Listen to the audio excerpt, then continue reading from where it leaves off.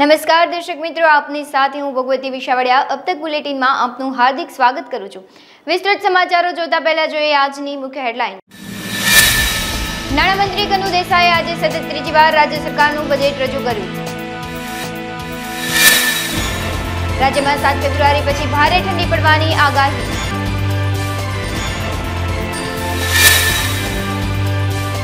પેટીએમના શેરમાં 2 દિવસમાં 40%નો કડાકો। समाचारों જોઈએ વિસ્તૃતમાં। ગુજરાતના નાણાપ્રધાન કનુ દેસાઈએ આજે ત્રીજી વખત 2024-25 વર્ષનું વાર્ષિક બજેટ રજૂ કર્યું હતું।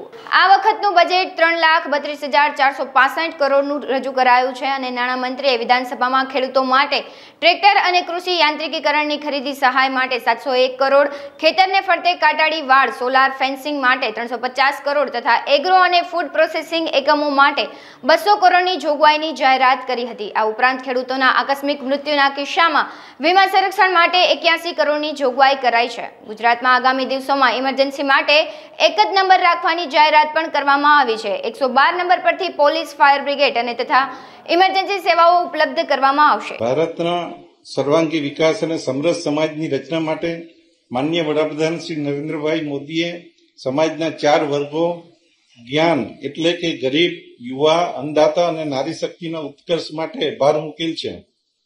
आर्थिक विकास और सामाजिक सुरक्षा सुगम सहयोग थी छेवाड़ा मानवी सुधी सरकारनी योजनाओं लाभ पहुंचे तेमज तेमनी आवक वधे सुनिश्चित करवानुं अमे नक्की कर्युं छे।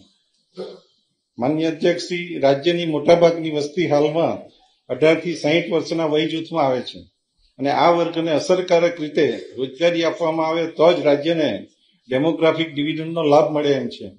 छेल्ला 2 दशकाना झड़पी विकासना कारणे विकासनी नवी क्षितिजो खुलता राज्यमां रोजगारीनी विपुल तको सर्जायेल छे। रोजगारीनी आ तकोनो लाभ लेवा शिक्षण अने कौशल्य वर्धन द्वारा युवानोने सुसज्ज करवामां आवशे। आ साथे ग्रामीण क्षेत्रनो विकास अने अन्नदातानुं सन्मान करी कृषि क्षेत्रनी उत्पादकता वधारवानो अमारी सरकारनुं ध्येय छे। भारतीय संस्कृतिमां कहेवायुं छे के यत्र नार्यस्तु पूज्यन्ते रमन्ते तत्र देवताः। જ્યાં નારીનું સન્માન થાય છે ત્યાં દેવતાઓનો વાસ થાય છે। રાજકોટ સહિત સૌરાષ્ટ્રમાં આજે ગાઢ ધુમ્મસ છવાયું છે। ગાઢ ધુમ્મસને કારણે વાહન ચાલકો પરેશાન બન્યા હતા અને પાર્કિંગ લાઇટ તેમજ હેડલાઇન ચાલુ રાખવાની ફરજ પડી હતી। ધુમ્મસના કારણે વિઝિબિલિટી ઘટતા બસ સેવા પણ પ્રભાવિત થઈ હતી। વાહનો ધીમી ગતિએ હંકારવાની ફરજ પડી હતી। હવામાન વિભાગની આગાહી મુજબ પશ્ચિમી વિક્ષેપની અસર તળે રાજ્યમાં 7મી પછી ગાત્રો થીજવતી ઠંડી પડશે અને 7 ફેબ્રુઆરી સુધી દેશના અનેક ભાગોમાં પશ્ચિમી વિક્ષેપની અસર જોવા મળશે। અંબાલાલ પટેલે જણાવ્યું હતું કે 5 ફેબ્રુઆરી સુધીમાં ગુજરાતના અનેક ભાગોમાં હવામાન પલટાશે।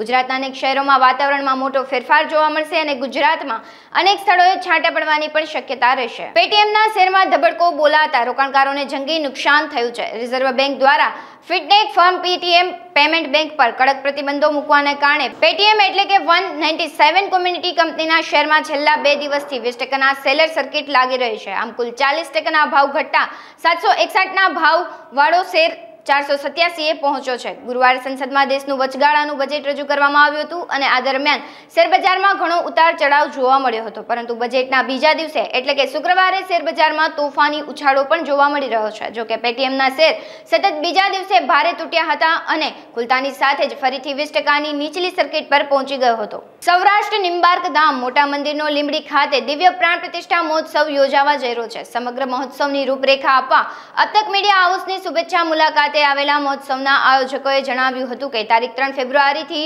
12 ફેબ્રુઆરી સુધી પ્રાણ પ્રતિષ્ઠા મહોત્સવ યોજાનાર છે। 234 વર્ષ જૂની સ્વયંભૂ મૂર્તિનો પ્રાણ પ્રતિષ્ઠા મહોત્સવ જ્યારે ઉજવાઈ રહ્યો છે ત્યારે મહોત્સવમાં દેશભરમાંથી સામાજિક રાજકીય મહેમાનો મોટી સંખ્યામાં હાજર રહેનાર છે। આ ઉપરાંત મહોત્સવમાં સતત 11 દિવસ રક્તદાન શિબિરનું આયોજન પણ કરાયું છે અને 5100 યુનિટ લોહી એકત્રિત કરવાનો લક્ષ્યાંક રાખવામાં આવ્યો છે। મહોત્સવમાં મોરારી બાપુની રામકથા, 1111 કુંડી યજ્ઞ સહિતના અનેક પ્રસંગો યોજાનાર છે। ત્યારે સૌરાષ્ટ્રની ધર્મપ્રેમી જનતાને આ મહોત્સવનો લાભ લેવા માટે આહવાન કરવામાં આવ્યું છે। શ્રી સૌરાષ્ટ્ર નિંબાર્ક ધામ મોટા મંદિર લીંબડી મંદિરના પુનઃ પ્રાણ પ્રતિષ્ઠા મહોત્સવ આવતીકાલે 3 તારીખથી 12/2 સુધી બહુ જ મોટા પ્રમાણમાં મોરારીદાસ બાપુ હરિયાણીની સપ્તાહનું આયોજન રાખેલ છે। એની સાથે સાથે સંતો મહંતો અને આપણે મહામંડલેશ્વર બધા આખા ઇન્ડિયામાંથી આવવાના છે. આ લોકોનું રક્તતુલાથી આપણે સન્માન કરવાનું છે. એની સાથે સાથે બહુ મોટો બ્લડ ડોનેશન કેમ્પ 11 દિવસ ચાલુ રહેવાનો છે. 1111 કુંડી યજ્ઞ 10, 11 અને 12 તારીખ રાખવામાં આવેલ છે. અને આખા ગુજરાતને આખા ઇન્ડિયામાંથી મહેમાનો અને પબ્લિક પધારવાની છે. તો સૌરાષ્ટ્રના હિન્દુ ધર્મપ્રેમી ભાઈઓ બહેનોને અમે અપીલ કરીએ છીએ કે આ અવસરનો સૌ કોઈ લાભ લે. આ બધાય બ્લડ ડોનરને હું મારા તરફથી વોલ ક્લોક સરસ મજાની આપણે નિંબાર્કપીઠ ધામની પ્રાણ પ્રતિષ્ઠા મહોત્સવની બનાવી છે, હું આપવાનો છું.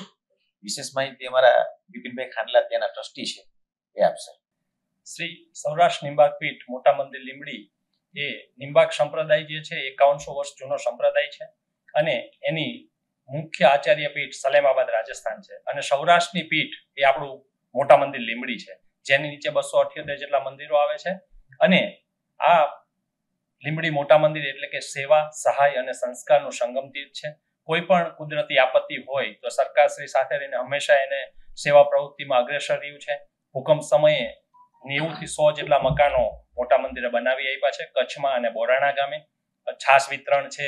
નિંબાર્ક ભોજનાલયમાં દરરોજ 500 થી વધારે લોકો ભોજન લે છે. આરોગ્ય ક્ષેત્રમાં પણ મોટા મંદિર હંમેશા અગ્રેસર રહ્યું છે. મોટા મોટા મેડિકલ કેમ્પ, ગૌશાળા છે, જેનું દૂધ લીંબડી હોસ્પિટલને ફ્રીમાં આપવામાં આવે છે અને ગરીબોને ફ્રીમાં આપવામાં આવે છે. તો આ રીતે મોટા મંદિર એ સેવા, સહાય અને સંસ્કારનું સંગમ તીર્થ છે, જ્યાં સ્વયંભૂ પ્રગટ, જે અત્યારે દિવ્ય વિગ્રહ એટલે કે જે પ્રતિમા છે એ સ્વયંભૂ પ્રગટ છે.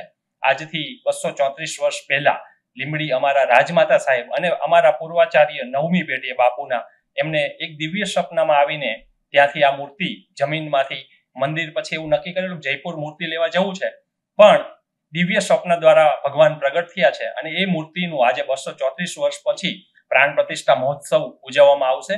આ પ્રાણ પ્રતિષ્ઠા મહોત્સવના મુખ્ય યજમાન કીર્તિસિંહ રાણા પૂર્વ કેબિનેટ મિનિસ્ટર છે. સાથે સાથે મોરારી બાપુની રામકથા. આ લીંબડી એટલું ભાગ્યશાળી છે, છોટે કાશી છે કે લીંબડી ગામને આ 3જી વખત મોરારી બાપુની રામકથા મળી રહી છે. અને આ રામકથાના મુખ્ય યજમાન મનસુખલાલ મક્કનજીભાઈ ખાંડલા પરિવાર છે. અને સાથે સાથે ગુજરાતની ધરાતલ ઉપરનો સૌથી મોટામાં મોટો કહી શકાય એવો યજ્ઞ 1111 કુંડી યજ્ઞ, જે વેદ વિભૂષિત બ્રાહ્મણો દ્વારા વેદ મંત્રોચ્ચારના સ્વાહકારથી આ યજ્ઞ સંપન્ન થશે. એટલે કે પ્રાણ પ્રતિષ્ઠા, રામકથા અને યજ્ઞનો ત્રિવેણી સંગમ છે. સાથે સાથે કથા શ્રવણ, સંત દર્શન અને યજ્ઞ દર્શનનો પણ ત્રિવેણી સંગમ છે, જેમાં ભારતભરના તમામ સંતો, મહંતો, મહામંડલેશ્વર આચાર્યશ્રીઓ, પીઠાધીશ્વરશ્રીઓ પધારશે અને એમના દિવ્ય આશીર્વાદ પ્રદાન કરશે. તો આ પ્રાણ પ્રતિષ્ઠા મહોત્સવ પૂરું દિવ્યતાથી, અમારું બાપુનું એક સ્વપ્ન છે કે આ પ્રાણ પ્રતિષ્ઠાને આપણે ભવ્યતા નહીં, સંપૂર્ણ દિવ્યતા સાથે ઉજવવો છે. અને લીંબડી એ અમારું જે છોટે કાશી કહેવાય છે એ ખરેખર કાશી તરીકે સાર્થક થાય એવો પ્રયત્ન કરીએ તો ગુજરાતની દરરોજ 1 થી 1.5 લાખ લોકો પધારવાના છે. અને બાપુનું હંમેશા ગુરુ પૂર્ણિમામાં જનરલી ગુરુને દાન આપવામાં બાપુએ અમે હંમેશા એવું કીધું છે કે તમારું 1 બોટલ રક્ત આપો. તો એ સ્વપ્નમાં આ વખતે અમે એવું નક્કી કરેલું છે કે 5 થી 10,000 બોટલો મિનિમમ રક્તદાન કરવું અને જે સંતો આવે ને એની રક્ત તુલા કરવી. તો એ સૌથી અમારો એક મોટામાં મોટો એમ છે કે ગુજરાતનો મોટામાં મોટો કહી શકાય એવો એક રક્તદાન કેમ્પ કરવો. અને આ રક્તદાન કેમ્પમાં અમારા શ્રી જયંતિભાઈ સરદારા દરેક જે લોકો બ્લડ ડોનેશન કરશે, જેટલા લોકો કરશે, એમને એક વોલ ક્લોક, એ પણ પ્રાણ પ્રતિષ્ઠાના લોગો સાથેની એમના તરફથી બધાને ગિફ્ટ આપશે. રાજ સમઢિયાળા ખાતે આરકે ઇન્ડસ્ટ્રીયલ વર્લ્ડનું લોકાર્પણ કરવામાં આવ્યું છે. અહીં ઔદ્યોગિક એકમો ખૂબ મોટા પ્રમાણમાં સ્થપાશે. આ તકે ગામના હરદેવસિંહ જાડેજાએ જણાવ્યું હતું કે સમઢિયાળામાં ઔદ્યોગિક એકમો શરૂ થવા પાછળનું મુખ્ય કારણ એક જ છે કે અહીં ઔદ્યોગિક કારોને સુરક્ષા અને સલામતી મળે છે, પણ લોઠડા, પડવલા, પીપળાના કુવાડવા જેવા વિસ્તારોમાં ઔદ્યોગિક એકમો માટે ઔદ્યોગિક પાર્ક બનાવવામાં આવ્યા હતા, પરંતુ ક્યાંક ને ક્યાંક સલામતી અને સુરક્ષાના અભાવે તે શક્ય બન્યું ન હતું. વધુમાં તેઓએ જણાવ્યું હતું કે ઔદ્યોગિક પાર્ક બનતાની સાથે જ હવે જમીનના ભાવ પણ ખૂબ ઊંચા આવ્યા છે. આરકે ઇન્ડસ્ટ્રીયલ વર્લ્ડમાં 75% પ્લોટનું વેચાણ થઈ ચૂક્યું છે. આ પૈકી 10ને બાંધકામની મંજૂરી પણ આપી દેવામાં આવી છે. 300 ફેક્ટરી સ્થાપિત થઈ શકે તેનાથી પણ વધુ વિશાળ જગ્યા આરકે ગ્રુપ લેવામાં આવી છે, જેના ઉદ્યોગોની સાથોસાથ ગામનો પણ વિકાસ શક્ય બનશે. સૌપ્રથમ તો રાજચમઢી ગ્રામ પંચાયત તેમજ આરકે ઇન્ડસ્ટ્રીયલ વર્લ્ડ તરફથી હું આપને હાર્દિક સત્કારું છું. સાથે સાથે આપણે 1 વર્ષ પહેલાં આવી જ રીતે રાજચમઢી ઓડિટોરિયમમાં કામના શરૂઆત થયા પહેલાં મળેલ હતા. ત્યારથી અત્યારથી આપણે આ સાઇટ ઉપર એટલા માટે આમંત્રણ આપેલ છે કે આ ડેવલપમેન્ટ અત્યારે આ રોડ રસ્તા જે એવી રીતે થશે, અત્યારે કદાચ ભારત પાકિસ્તાન યુદ્ધ થાય તો ફાઇટર પ્લેન પણ અહીંથી ઉડી શકે એવી સ્થિતિ છે. અને જે હેતુ માટે ખરેખર જે કોઈ પણ ઇન્ડસ્ટ્રીયલ પ્રોપરાઇટર જ્યારે પોતાનું ઇન્ડસ્ટ્રી શરૂ કરવા માગતો હોય ત્યારે એનું લો કોસ્ટ આખું હોવું જોઈએ. એટલે એના માટે ઇન્ફ્રાસ્ટ્રક્ચરમાં મિનિમમ ખર્ચો થાય એવી રીતે એ લોકો ઈચ્છતા હોય છે. અમે અમારો આ પ્રોજેક્ટમાં આરકે ઇન્ડસ્ટ્રીયલ વર્ક જે ખરેખર સર્વાનંદભાઈ જે સરાહનીય કામ કર્યું છે, એમાં જે બેનિફિટ વિસ્તારને તેમજ ઇન્ડસ્ટ્રીયલિસ્ટને જે મળ્યો એ વિશે થોડીક આપણે ચર્ચા કરશું. ખાસ કરીને રાજકોટ પેરીફેરીમાં જે ગયા વખતે મેં 1 વર્ષ પહેલાં જણાવ્યું હતું કે મેટોડા છે, લોઠડા છે, પછી પીપલાણા છે, સાપર છે, એની પહેલાં એક નિષ્ઠ પડી ગયું છે આપણે બામણબોર. આ બધા જે ઇન્ડસ્ટ્રીયલ એરિયા થયા હતા ને એમાં જે તકલીફો પડી હતી, અમે આખી તકલીફોનું સ્ક્રુટિની કર્યું કે આ લોકોને શું તકલીફ પડતી, એ તકલીફો અહીં ન પડવી જોઈએ. શરૂઆતમાં જે કોઈ પણ ઇન્ડસ્ટ્રી કોઈ પણ વિસ્તારમાં ચાલુ થતી હોય, સૌથી પહેલી લોકલ એની આખી ડિસ્ટર્બન્સ ચાલુ થતા હોય. લોકલ અર્બન હર્ડલ્સ, દાખલા ગ્રામ પંચાયત છે, ગામના અમુક ન્યુસન્સ છે. જ્યારે કોઈ પણ સુખી માણસ કે કોઈ પણ રિયલ એસ્ટેટનો ડેવલપર જ્યારે કામ કરતો હોય એટલે ગામના અમુક તત્વો એમાંથી બેનિફિટ લેવા માટે ડિસ્ટર્બ કરતા હોય છે. તો આ રાજચમઢિયામાં એનાથી આપ સર્વ રાજચમઢિયાથી તો જાણી જ છો, કારણ કે અહીં આ ગામમાં ન્યુસન્સ છે, ઝીરો ક્રાઇમ છે. બીજું આ ગામમાં બીજું ખાસ કરીને જે કોઈ પણ ડેવલપમેન્ટ કરશે, કોઈ પણ ફેક્ટરી ચાલુ કરશે તો એને જે ગ્રામ પંચાયત તરફથી જે કાંઈ સરકારશ્રીના નિયમ મુજબ જે કાંઈ મંજૂરી જોતી હશે એ તાત્કાલિક મળી જાય છે. અત્યારે 2-4 કારખાનાવાળાને કોઈને સબપ્લોટિંગ કરવા હતા, સવારે 8 વાગે અરજી કરી 5 વાગે એને ઓર્ડર મળી ગયો. એવી રીતે કોઈને 2 નંબરમાં એન્ટ્રી કરવી હોય, કોઈને બાંધકામની મંજૂરી જોતી હોય, તો આ બધું વિધાઉટ 1 રૂપિયાનો ખર્ચ વિના સેમ ડે 5 થી 7 કલાકમાં ઓર્ડર મળી જાય છે. એટલે આ બધું જે ઇન્ડસ્ટ્રીઝના જે હર્ડલ્સ છે એ બધા દૂર કરી દીધા છે. સમગ્ર વિશ્વમાં વસતા રઘુવંશી સમાજનું ગૌરવ સમૂહ શ્રદ્ધા, ભક્તિ અને સંગઠનના ભાવથી અખંડ બ્રહ્માંડના અધિપતિ ભગવાન શ્રી રામચંદ્રનું રામધામ બનવા જઈ રહ્યું છે, જેને લઈ આગામી તારીખ 16 થી 19 ફેબ્રુઆરી 4 દિવસ રામધામ જાલીડા ખાતે 108 કુંડી રામયજ્ઞ અને ભૂમિપૂજન કરવામાં આવશે. આ ઉપરાંત શ્રી રામશિલાની 5 દિવસ પૂજા કરશે અને દરેક ગામનું જલ માટી એકત્રિત કરી આગામી તારીખ 16 ફેબ્રુઆરીને શુક્રવારે બપોરે 2 કલાકે વાંકાનેર લોહાણા મહાજનવાડી ખાતેથી શોભાયાત્રાનું પ્રસ્થાન થશે. શહેરના રાજમાર્ગો પર ફરી નિર્માણધીન શ્રી રામધામ જાલીડા ખાતે પહોંચશે. સંતો, મહંતો તથા જ્ઞાતિજનોની ઉપસ્થિતિમાં ભવ્ય કાર્યક્રમ યોજાશે. આ અંગે વધુ વિગતો અબતક મીડિયા હાઉસની મુલાકાતે આવેલા રામધામ ટ્રસ્ટના આગેવાનોએ માહિતી પૂરી પાડી હતી. મારું નામ છે વિનુભાઈ કટારિયા, વાંકાનેર. સમગ્ર વિશ્વમાં રઘુવંશી સમાજ જે વસે છે એમને એક છત્ર નીચે બાંધવાનો જે વાંકાનેરના ધારાસભ્ય શ્રી જીતુભાઈ સોમાણીનો જે અથાગ પ્રયત્નો છે એના ફલ સ્વરૂપે આગામી તારીખે 16 તારીખથી 19 તારીખ સુધીના રામધામ મુકામે ભવ્યથી ભવ્ય 108 કુંડી રામ મહાયજ્ઞનું જે કાર્યક્રમ છે એના અનુસંધાને સર્વ રઘુવંશી સમાજને 16 થી 19 તારીખ સુધી ત્યાં ભવ્યથી ભવ્ય કાર્યક્રમના સાક્ષી બનવા માટેનો સૌ પ્રયત્ન કરે એવા હેતુથી આગામી 16 તારીખે વાંકાનેરથી જે જલયાત્રા પ્રસ્થાન થશે એમાં સમગ્ર સૌરાષ્ટ્ર, ગુજરાત, કચ્છમાંથી રઘુવંશી સમાજ પોતાના ગામનું જલ લઈને અહીંયા ઉપસ્થિત થશે. એ ગામની માટી લઈને ઉપસ્થિત થશે અને સમગ્ર રઘુવંશી સમાજ એક જ દિવસે તે 16 તારીખે જે જલયાત્રા છે એની અંદર 10,000થી વધુ રઘુવંશીઓ ઉમટી પડવાના છે એવો અમારો આશય છે. અને આનું અંદર સમગ્ર વિશ્વના રઘુવંશી સમાજનું એકમાત્ર સંગઠન, શક્તિ, સમર્પણની ભાવના સાથે જે જીતુભાઈનો જે સંકલ્પ છે અને જે છેલ્લા 2 વર્ષથી જીતુભાઈ અનાજ અને કઠોળ નથી ખાતા કે જ્યાં સુધી મારા પરિવારનું, મારા ભાઈઓનું, મારે ભાઈ બહેનોનું જ્યાં સુધી રામધામનું ભૂમિપૂજન ન થાય ત્યાં સુધી એને અનાજ અને કઠોળનો ત્યાગ કરેલો છે.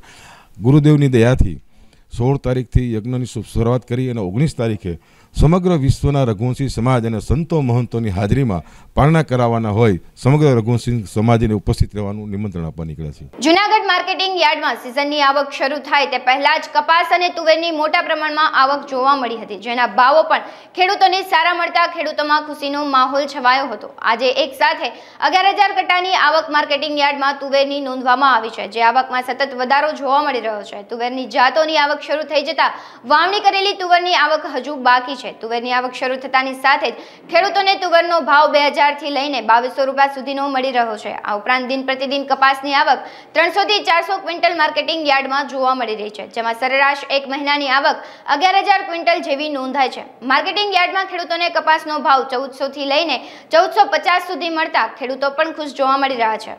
માર્કેટિંગ યાર્ડ જુનાગઢમાં હાલ જોઈએ તો તુવેરની આવક બમ્પર જોવા મળી રહી છે. આજની જ આવક જોઈએ તો 11,000 કટ્ટાની આવક થઈ છે. આવકમાં ખૂબ જ દિન પ્રતિદિન વધારો થતો જોવા મળે છે. તુવેરની સિઝન શરૂ થઈ ગઈ છે.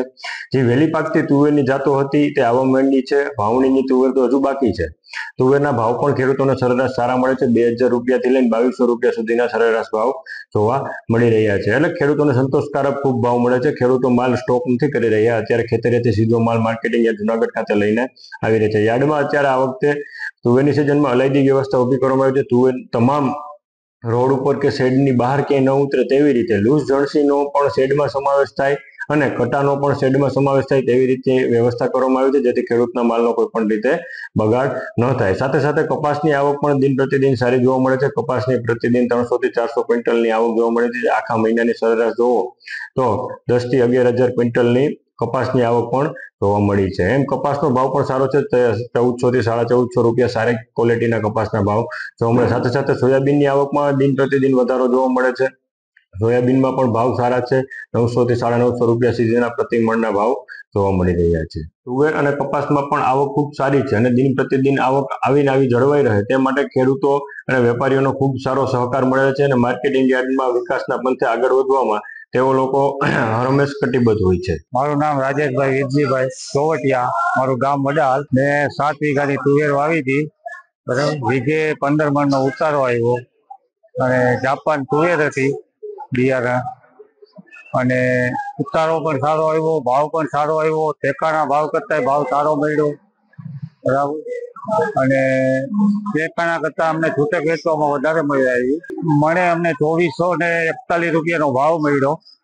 તો અને આ બીજી તુવેર કરતા બિયારણ સારું છે અને આના ભાવે બીજા કરતા 300-400 રૂપિયા મને વધારે આવ્યા. મારે એટલે બહુ સારામાં સારું જ લાગે છે. મને 300-400 રૂપિયા એટલે જાજો ફરક કહેવાય ને ખેડૂત માટે. અમારે 7 વીઘાની તુવેર હતી એટલે 100 મણ જેટલી તુવેર થશે. એ વરસાદ પાછળ જે નડ્યો નકર તો 100 મણ ઉપર જાય, વીઘે 20 મણ જેવું થાત. પાછળના વરસાદના હિસાબે ફાલ ને એવું બધું ખરી ગયું, પાછળથી નુકસાની થોડી જાજી ગઈ.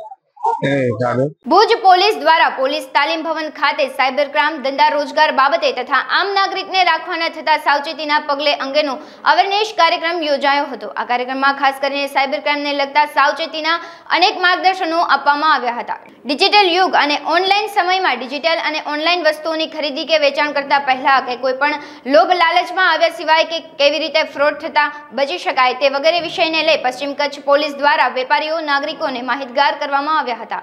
આ તકે પશ્ચિમ કચ્છ પોલીસ અધ્યક્ષ મહેન્દ્ર બગડિયાની અધ્યક્ષતામાં યોજાયેલા સાયબર અવેરનેસ કાર્યક્રમમાં ડીવાયએસપી, એલસીબી, એસઓજી, પીઆઈ વગેરે હાજર રહ્યા હતા.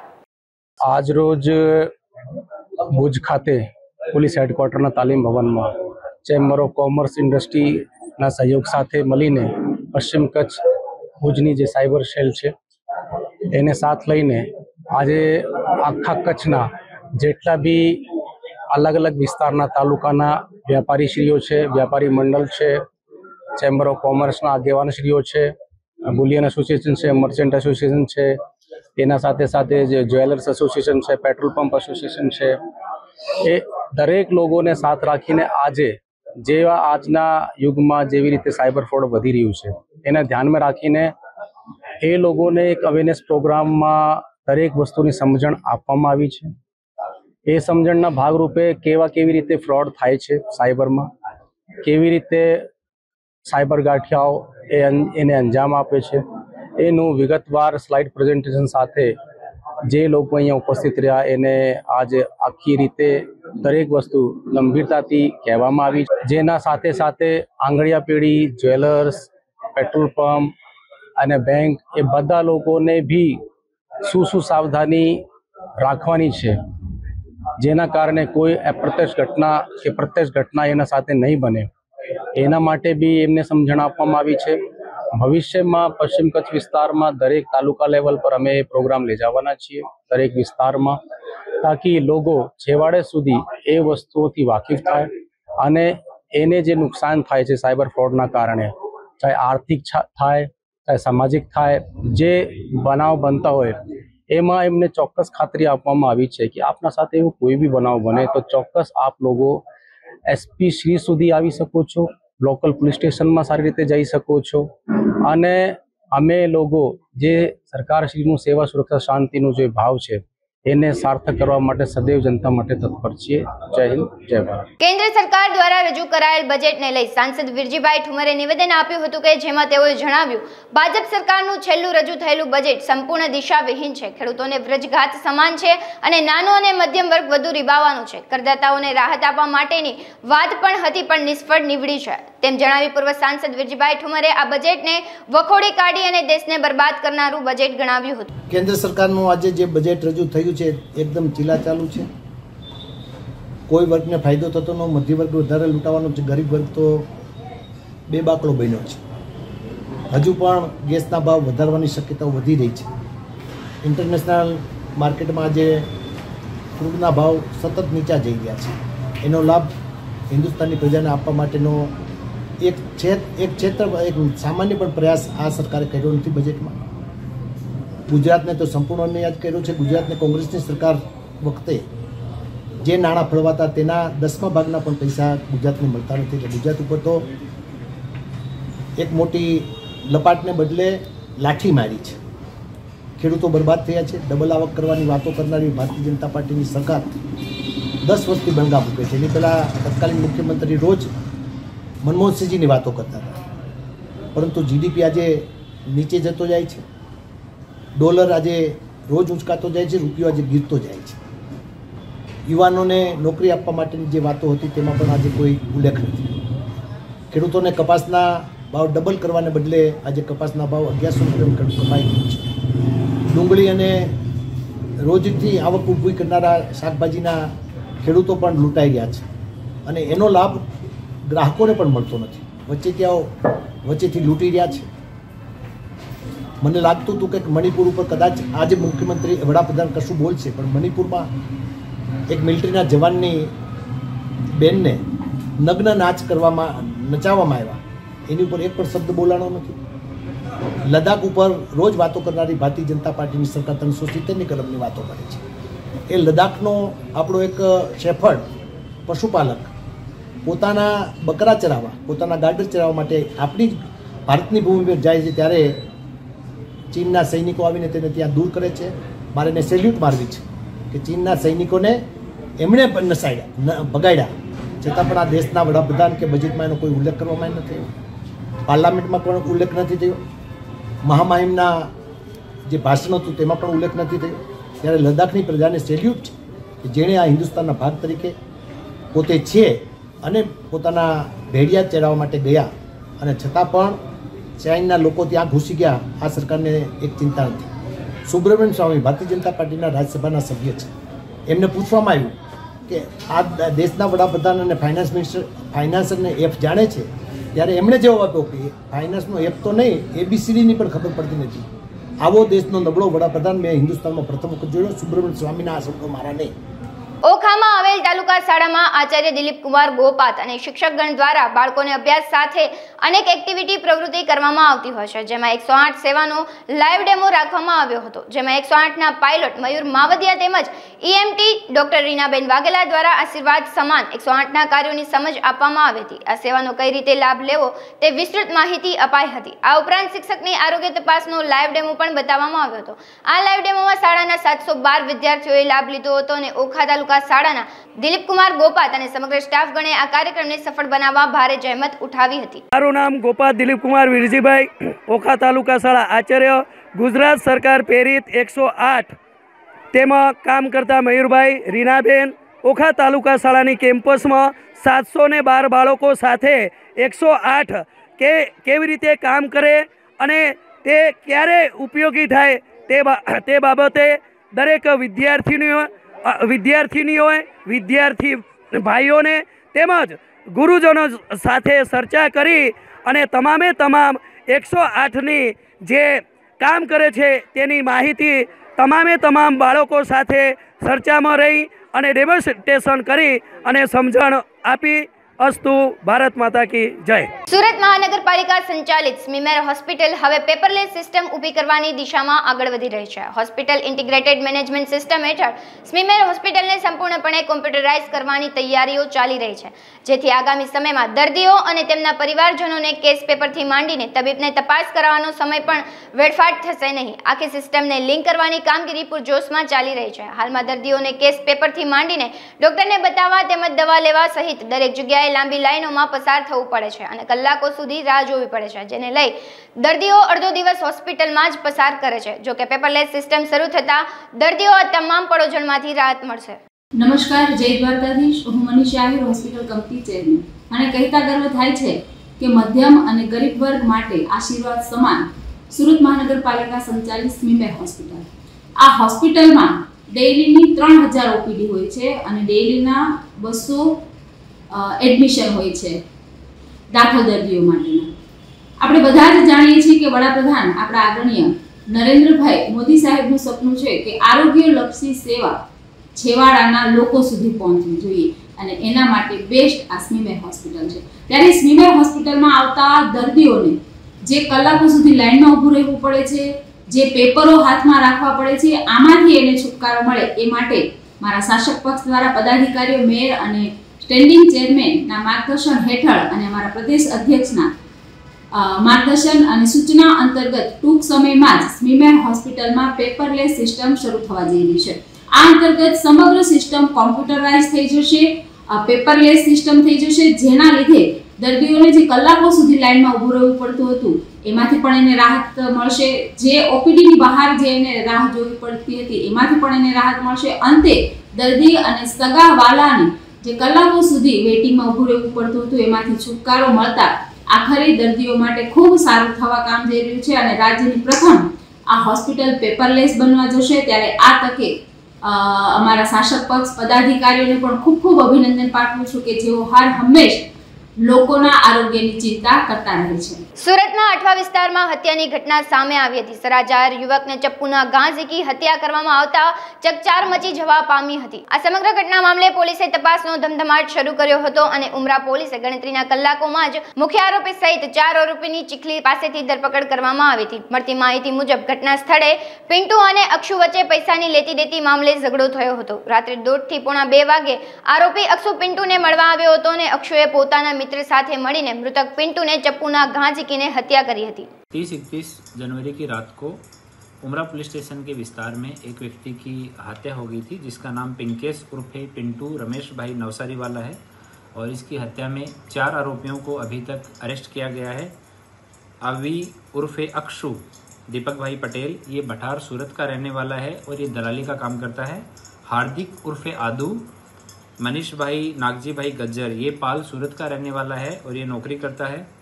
धर्मेश उर्फे धमो, रमेश भाई गोपाल भाई पटेल ये अडाजन सूरत का रहने वाला है, ये कुछ काम धाम नहीं करता है. रूपेश उर्फे बालाजी, काशीनाथ रामजी भाई ये वेसू में रहता है और ये भी कुछ काम नहीं करता है. और ये रूपेश उर्फे बालाजी है, इसका पासा भी हो चुका है और आर्म्स एक्ट सहित इसके ऊपर 8 गुना दूसरे रजिस्टर्ड है. इन लोगों ने 30 और 31 तारीख की रात को जो मरण जनार है उसके साथ में पुराने 1.5 लाख रुपए के लेन देन को लेकर के बहस हुई. ये लोग एक शादी में डुमस में थे, वहाँ से ये लोग निकले और अठवा गेट पे महावीर हॉस्पिटल के सामने इन्होंने मिलने का प्लान किया. तो जैसे ही मरण जनार पिंकेश उर्फे पिंटू वहाँ पे पहुँचा, इन लोगों ने चाकू से उस पर हमला किया और उसमें 5 इंजरी मरण जनार की बॉडी पे हुई, जिसकी वजह से उसकी मौके पे डेथ हो गई. हॉस्पिटल ले गए तो ब्रॉड डेड उनको डिक्लेयर किया गया और इस जपाजपी में जो अभी उर्फे अक्षु और एक दूसरा आरोपी, इनकी बॉडी पे भी चाकू के मार्क्स हैं, जिनका इन लोगों ने मर्डर करने के बाद जब लोग एक भाग गए तो इन्हें खुद नहीं पता कि कौन से हॉस्पिटल में ट्रीटमेंट कराया। ये यहाँ से जाने के बाद में हाईवे पे चक्कर लगाते रहे और वहाँ इन्होंने अपने कपड़े फेंक दिए, जिनकी रिकवरी करनी अभी बाकी है। और एक हॉस्पिटल में इन्होंने अपना ट्रीटमेंट करवाया, पर वहाँ उन्हें ये भी नहीं पता कि कौन से हॉस्पिटल में करवाया और उसका वेरिफिकेशन किया जाना अभी बाकी है। और डॉक्टर को भी इन्होंने ज़्यादा कुछ नहीं बताया, क्योंकि इन्हें डर था कि MLC बनेगी तो पुलिस आके हमें अरेस्ट कर लेगी, तो ये भागते रहे। और कल शाम को पुलिस उमरा पुलिस स्टेशन की पुलिस ने इनको सूरत शहर के एरिया से अरेस्ट किया है और अभी आगे की इन्वेस्टिगेशन चालू है। सर, आरोपी है वो कौन सी गैंग से बिलोंग करते हैं, उनका कोई गुनाहित इतिहास है क्या? इनमें से एक आरोपी जो रुपेश उर्फे बालाजी है, उसके एक पासा हुआ है और आर्म्स एक्ट सहित उसके ऊपर 8 दूसरे गुना भी हैं। बाकी का क्रिमिनल हिस्ट्री जो है वो सूरत शहर में नहीं है, बाकी हम लोग उसकी तपास कर रहे हैं और कुछ उसमें अपडेट होगा तो हम लोग आपको जान कर देंगे।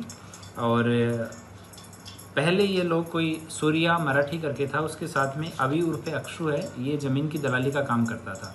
तो उसके मर्डर के बाद में अभी तक जो पूछताछ में सामने आया है कि इसने अपना खुद का दलाली का काम करना चालू कर दिया और गैंग के सदस्यों से ये अलग है। ગોધરા નજીક આવેલા લીલસેરા ચોકડી પરથી જોખમી રીતે ચાલુ કાર પર ચડીને નાચતા યુવાન જાનૈયાનો વિડીયો સોશિયલ મીડિયામાં વાયરલ થયો હતો અને પોતાના જીવની સાથે અન્ય વાહન ચાલકોને જીવ જોખમાય તે રીતે નાચતા યુવાનો સામે કાર્યવાહી કરવાની માંગ ઉઠી હતી। ત્યારે જિલ્લા ટ્રાફિક શાખા દ્વારા 11 જેટલા ઇસમો સામે ફરિયાદ દાખલ કરી 4 જણાની અટકાયત કરવામાં આવી છે, જે 2 કાર સહિત 4 વાહનો કબજે લઈ પોલીસ દ્વારા કાયદેસરની કાર્યવાહી હાથ ધરવામાં આવી છે।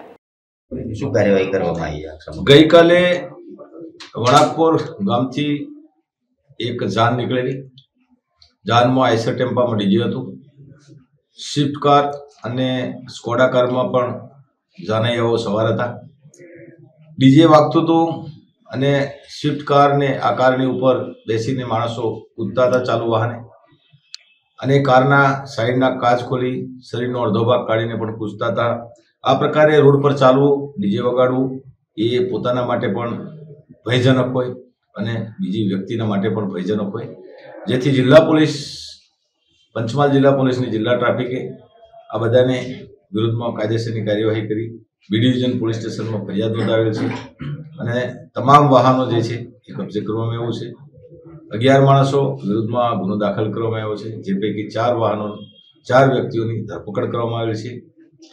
અને આ એક FIR રજીસ્ટર થયા પછી એક સંદેશો જનતાને સ્પષ્ટ છે કે પંચમહાલ જિલ્લામાં રોડ ઉપર જ્યારે પણ ગફલતભરી રીતે વાહન હંકારશે અને આવા પ્રકારના કૃત્યો કરવામાં આવશે તો પોલીસ કાયદેસરની નિયમ મુજબની કાર્યવાહી અચૂક કરશે, એ સ્પષ્ટ છે। હાલ સમાચારોમાં બસ આટલું જ। વધુ સમાચારો જોવા માટે તમે જોતા રહો અબ તક। નમસ્કાર।